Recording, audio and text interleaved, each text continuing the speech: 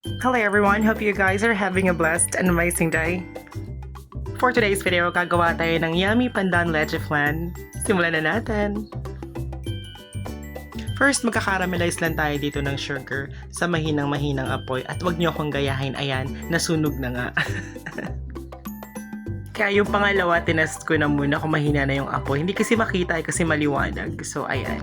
At naging okay naman, successful naman siya after.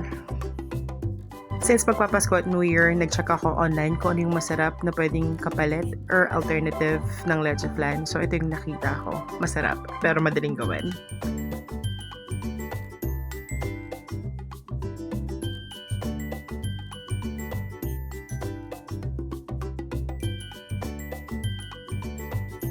After natin mag-caramelize ng sugar, isa-set aside muna natin para lutuin natin ang ating mga ingredients. So, pagkahalo-haluin natin ang ating lahat ng ingredients nang hindi pa bukas ang kalan. 3 lata ng evaporated milk, 360 ml, any brand, okay lang.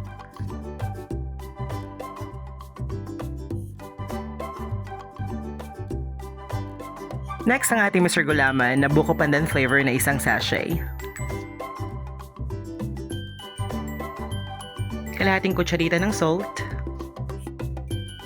Isang lata ng condensed milk. 3 kutsarang cornstarch.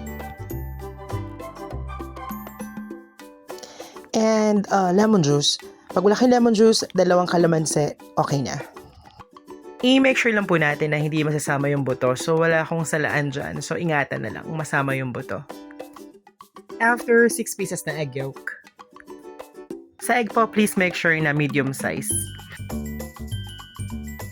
Haluin lang po natin ang dahan-dahan hanggang mamix ang lahat. Pwede na natin buksan ng ating kalan.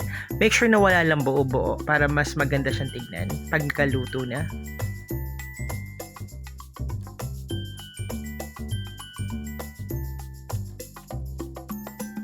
Mga 3 minutes or 4 minutes lang in low flame, pwede na siyang ilipat sa kanyang lagayan.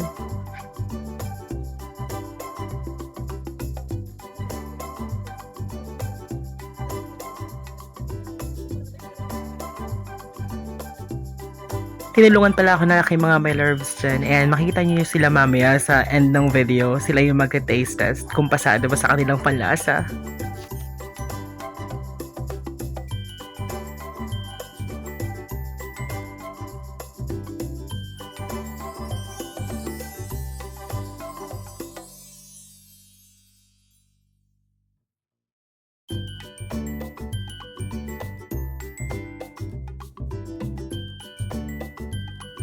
Palamigin mo natin siya ng mga 5 to 10 minutes bago natin siya i-transfer sa plastic container.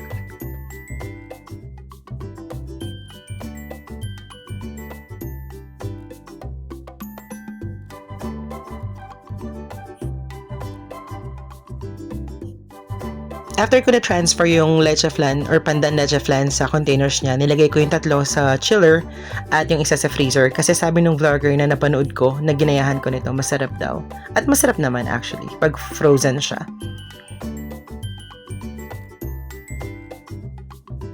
So yun na nga, after 10 minutes sa chiller, taste test na. Tapos sabi ko sa mga my loves ko, sabihin nyo sa akin yung totoo kung masarap para at least gagawin ko talaga sa Pasko at mamimigay kasi ako sa mga kapitbahay namin. First, patikim natin kay Manette my loves.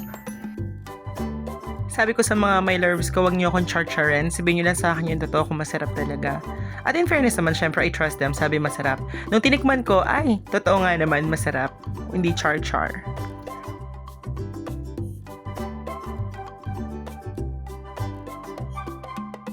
Ito nga si Dadang, may papalo-palo pa. Ewan ko ba't niya pinapalo. Pero tinikman niya, sabi niya, yummy. Ice cream good. Ice cream yummy. Yun lang ang nasabi niya. Pero mahihain siya. Camera shy talaga siya.